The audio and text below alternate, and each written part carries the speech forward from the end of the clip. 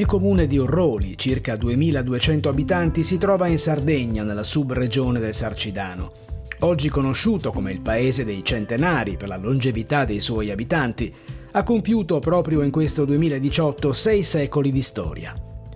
Ma le sue origini sono molto remote, risalgono all'età nuragica, quando si ha notizia dei primi insediamenti. Le sue vicende si sviluppano fino al 1348, l'anno della terribile peste che aveva decimato la popolazione e fece scomparire interi paesi. La nuova Orroli rinacque come la Fenice dalle sue ceneri dopo 70 anni di buio nel 1418.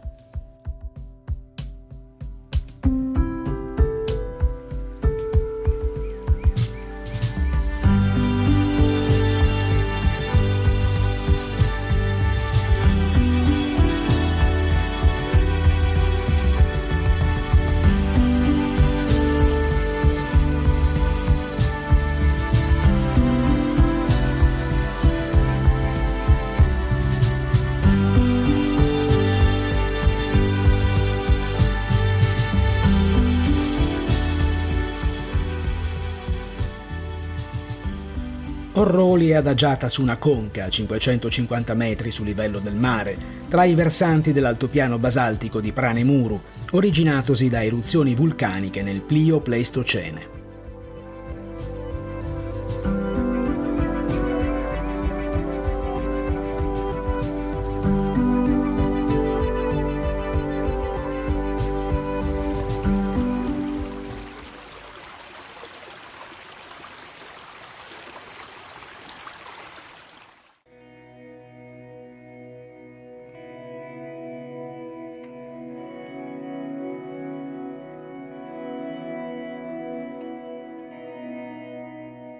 La zona è ricca di testimonianze dell'età nuragica. Tra queste, la necropoli di Summotti, numerosi nuraghi e il pozzo sacro di Subuzzu, situato nell'omonimo villaggio dove sono visibili i resti di un centinaio di capanne di pietra utilizzate fino all'età romana.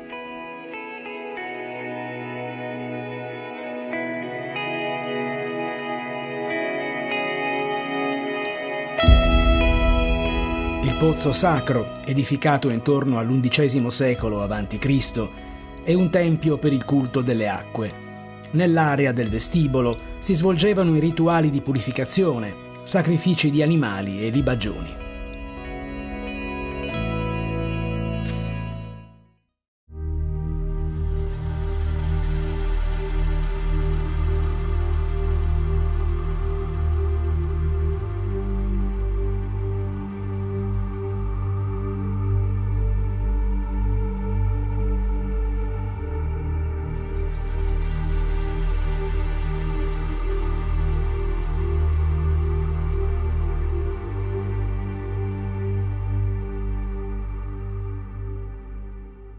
Il monumento più noto di Orroli è il maestoso nuraghe a Rubiu, così denominato per via dei licheni di colore rosso che ricoprono le sue pietre.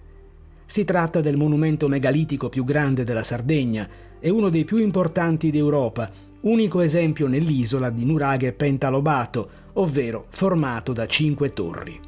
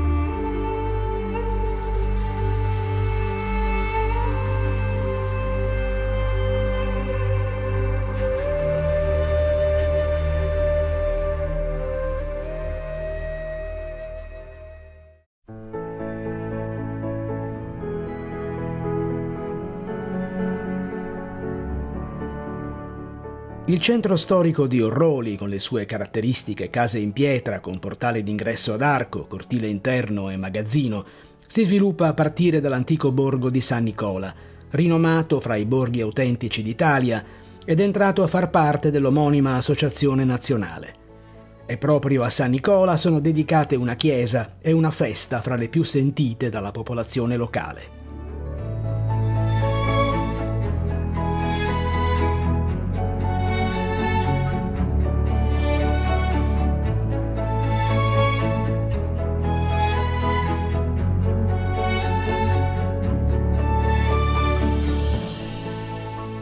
La chiesa di San Nicola è stata edificata alla fine del V secolo sopra un villaggio nuragico e più volte rimaneggiata nel corso dei secoli successivi. Gli scavi archeologici effettuati nel 1998 sotto il pavimento della chiesa hanno contribuito a ricostruire l'evoluzione storica di Orroli dall'età nuragica al 1348, anno della pestilenza che ne decretò la scomparsa.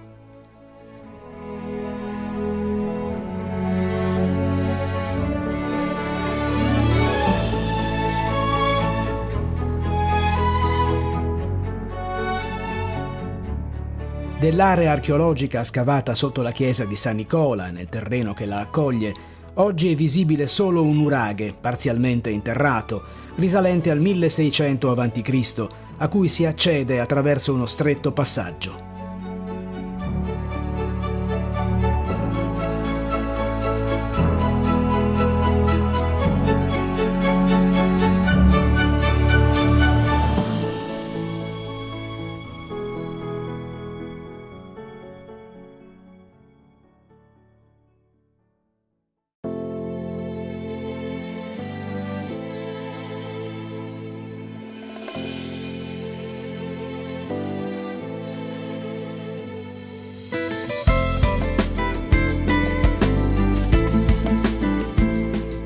Tra le numerose chiese presenti nel territorio orrolese, da segnalare quella settecentesca di stile rustico aragonese consacrata a San Vincenzo Ferrer. Costruita per volontà del teologo Salvatore Pisano, si caratterizza per la facciata impreziosita da un rosone a sganci e un portale ornato di fregi, oggi segnati dal tempo.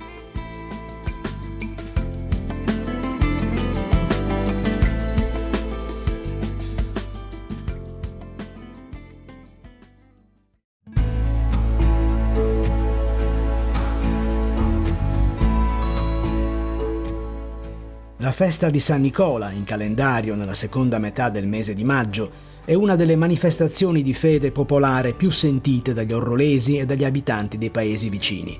Numerosi i gruppi folcloristici e in costume medievale provenienti da varie zone della Sardegna meridionale.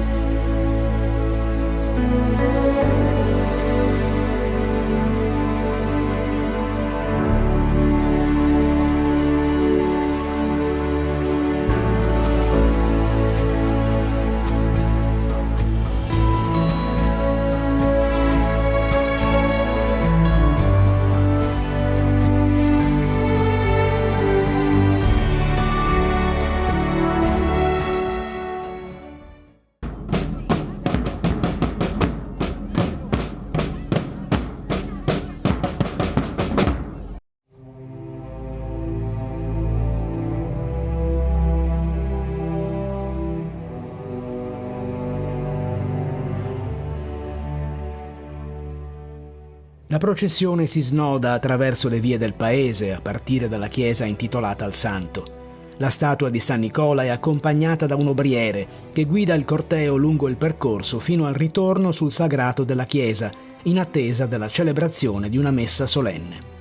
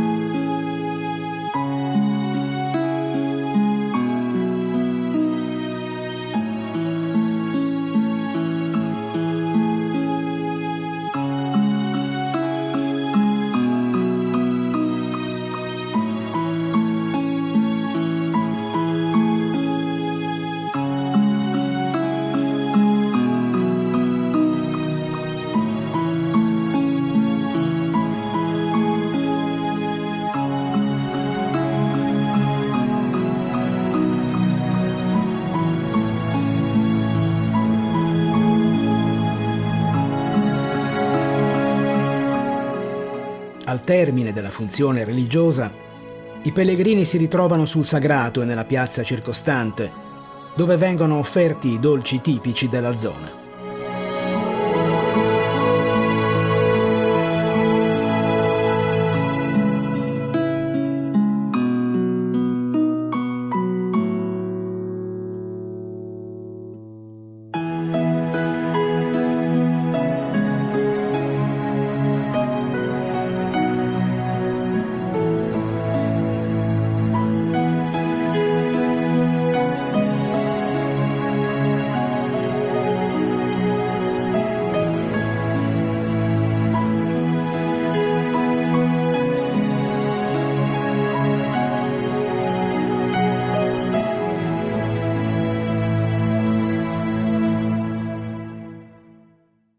Oggi è indispensabile cercare di seguire questo filone, quindi noi abbiamo fatto di tutto per inserire Orroli in borghi autentici d'Italia. Stiamo incominciando ad avere i primi risultati, ma quello che più è importante è che ormai i capobrieri che si stanno susseguendo hanno una visione diversa del paese, che è quella di dimostrare tutto quello che Orroli ha. E Orroli ha tanto, ha prodotti tipici locali, ha un'arte culinaria non indifferente, voi lo potrete vedere, ha tanti artigiani, ma soprattutto possiamo dire che di fatto, se riusciamo a governare bene il processo, non manca nulla.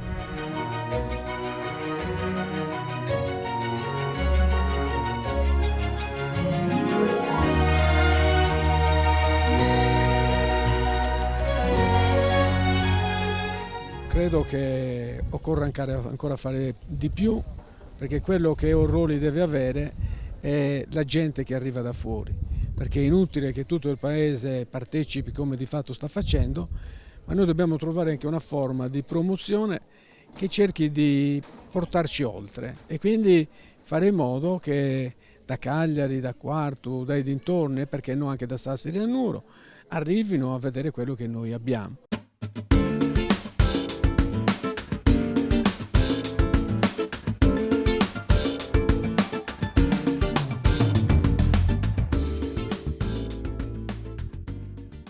Sono sempre stato convinto che una forma di promozione sia la novità. Se noi continuiamo a promuovere il nuraghe a Rubius senza dire che oggi può essere collegato alla diga del Flumendosa e che con la diga del Flumendosa può essere collegato al Flumendosa attraverso il battello e poi al Trenino Verde, forse siamo ancora lontani da quello che è il mio personale obiettivo. Ci sono tante cose da preservare e la cosa più bella è che la mentalità del mondo agropastorale qui è completamente cambiata.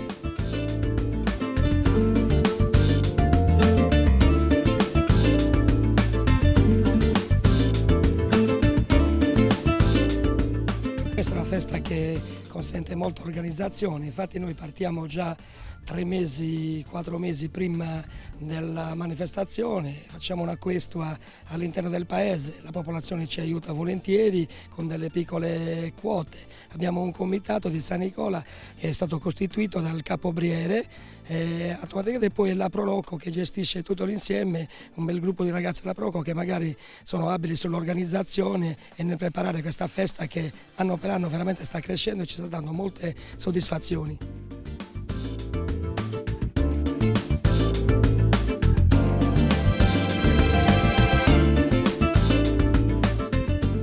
Diciamo che anno dopo anno riusciamo a mettere dentro e pensare a quello che dobbiamo fare il prossimo anno. Abbiamo già le idee chiare anche per il prossimo anno, con una schiera di gruppi medioevali, dei gruppi folk, cavalieri che sono sempre di più e poi i nostri agroalimentari, i nostri produttori, che queste cose ho notato che più andiamo avanti e più i nostri produttori stanno uscendo fuori dalle loro case. C'è una buona risposta anche da parte loro, soprattutto magari sto notando anche i giovani che stanno entrando in questa mentalità e questo mi dà veramente soddisfazione perché i primi anni quando abbiamo cominciato era duretta, adesso con loro e tutto il paese assieme, la Proloco e i comitati ci sta riuscendo alla grande. Di questo sono veramente contento come presidente.